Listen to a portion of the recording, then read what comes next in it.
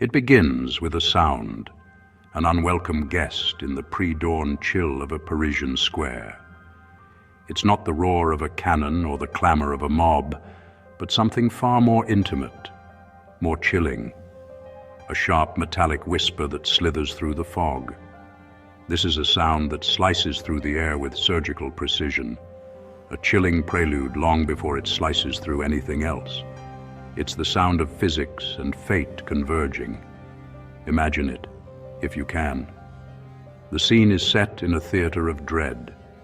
The first note is a faint hiss of polished steel accelerating within its greased wooden grooves.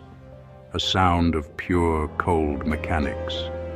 This is followed by a brief, almost imperceptible whistle as the angled blade displaces the heavy air, a fleeting song of descent. And then, the finale, a dull, heavy, sickening thud. Not the clean crack of an axe, but a dense final impact of metal meeting wood, a sound that resonates deep in the chest of every onlooker. It is a sound that imprints itself upon the memory, a sonic scar that once heard is never forgotten. For the people of Paris, and soon all of France, this three-part symphony of death became the relentless percussion of a revolution. It was the metronome of the terror, a nation's dark, frantic heartbeat, played out not in the halls of power, but on a blood-soaked public stage for all to witness. This sound belonged to a machine born from a paradoxical ideal, a promise of equality. In an age where a nobleman might be granted a swift beheading by sword, while a commoner faced a torturous death on the breaking wheel, this device offered the same fate to all.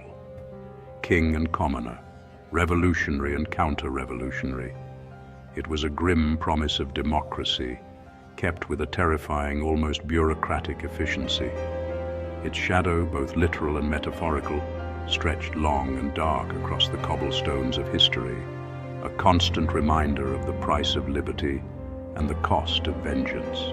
This instrument of radical equality, this engine of the revolution, would soon have a name that would become synonymous with France itself, the Guillotine.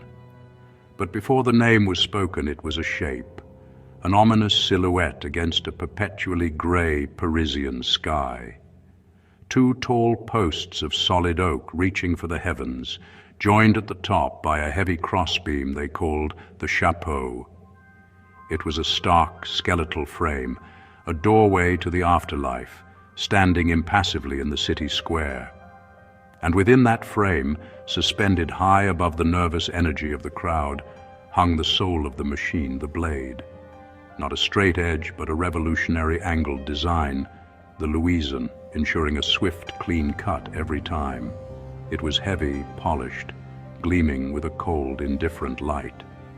It caught the weak, watery sunlight, and in its mirrored surface, it reflected the thousands of upturned faces below, a mosaic of human emotion, raw anticipation, primal fear, and a strange, morbid curiosity that drew them here day after day. This machine was so much more than its constituent parts of wood and steel and rope. It was an idea made terrifyingly real. It was the Enlightenment's cold logic applied to capital punishment. It was progress and terror, justice and murder, all embodied in one single, brutally effective design. The air in Paris was thick with suspense. In flickering candlelit streets, whispers of radical new ideas, liberty, equality, were taking hold. Between the gilded court and the starving city, the chasm had become an abyss, and a society was fracturing under its own inequality. The old punishments were brutal theater, spectacles of agony meant to terrify, but there was a hierarchy even in death. A nobleman might be granted a swift beheading by sword, while a commoner faced prolonged torture. The people were tired of being terrified, and they were beginning to demand not just bread, but justice. Into this volatile world stepped a man of medicine, Dr. Joseph Ignace Guillotine. A humanist guided by Enlightenment principles, he argued that if the state must take a life, it had no right to inflict pain. He proposed a radical idea to the new National Assembly, a single painless method of execution for all citizens, regardless of class. A call for equality, even in death. He envisioned a cleaner way. The mechanism falls like lightning, the head flies off, blood spurts, and the man is no more. A committee brought it to life. Surgeon Antoine Louis designed the prototype, while German harpsichord maker Tobias Schmidt handled construction. After testing on livestock and human cadavers, they refined an angled blade for a swift slicing cut, efficient and reliable.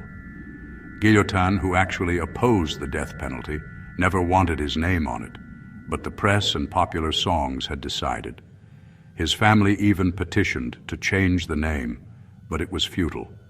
A healer, a man who sought to lessen suffering, was now linked forever to an instrument of death, a cruel and profound historical irony.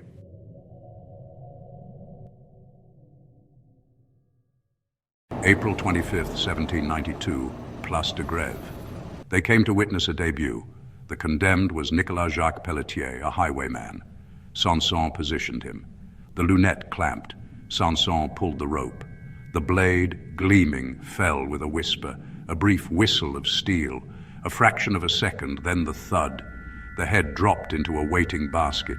Blood sprayed, it was over. And then, an anticlimax. Disappointment rippled. "Give me back my wooden gallows," someone shouted. Perfect in function, void of spectacle. The machine's cold efficiency became its terror. Disappointment curdled into morbid fascination. Repetition gave it power, delivering death on an industrial scale. The silence after Pelletier was the quiet before a very, very loud storm. The storm arrived with a fury no one predicted, the reign of terror. Paranoia became law. Accusations flew like confetti. No one was safe. The guillotine became the Republic's soundtrack, an open-air abattoir. Equal death fulfilled. Aristocrats, bakers, washerwomen, priests, poets, generals, even revolutionaries. A grim production line, brought forward, positioned, executed, removed, washed, repeated. Around 17,000 officially executed, tens of thousands more perished in prisons and massacres. The air stank of iron, the ground turned soft. The machine became a beast. Liberty traded for slaughter. The committee's power made wood and iron into a warning. The humane device had become the engine of an inhumane terror. January 21st, 1793. King Louis XV, citizen Louis Capet, arrived in a carriage. "I die innocent. I pardon those who have occasioned my death." The blade fell. An assistant held the head aloft. "Vive la République!" And the roar echoed across Paris. The old world had been decapitated. 9 months later, Marie Antoinette, a shadow of herself, taken in an open cart, subjected to the insults of a crowd she once ruled. "Pardon me, monsieur, I did not do it on purpose." A final etiquette at the abyss, then the blade. Their deaths proclaimed, no one stands above the law of the new republic. The blood of the monarchy consecrated a new France. Maximilien Robespierre, the incorruptible lawyer, politician, the committee's iron will. He was the architect of terror, blood in the name of virtue. Terror is nothing other than justice, prompt, severe, inflexible. Danton went to the blade. "Robespierre, you will follow me." Fear turned inward. On the 9th of Thermidor, he was denounced and arrested. His jaw was shattered. Whether by his own hand or not remains debated. At the end, the bandage was torn away. Robespierre screamed, his only public cry of pain. The blade fell. The streets celebrated. His death marked the end of the terror. Poetic, brutal justice. As the 19th century dawned, the years blurred into decades, then centuries. France moved on from its revolutionary fever through empires and republics. The world industrialized, and new wars scarred the continent. Yet through it all, the guillotine endured, a strange constant in a world of violent change. but it was no longer a public spectacle. Executions moved behind prison walls, the towering wooden frames replaced by smaller, portable steel models. It became a cold, administrative procedure, a revolutionary ghost haunting a modern state. The final whisper came on September 10, 1977, inside Beaumet's prison. The condemned was Hamida Jandoubi. There were no crowds, no tricotiuses knitting a death list. Only the cold, pre-dawn light and the quiet, chilling efficiency of the state.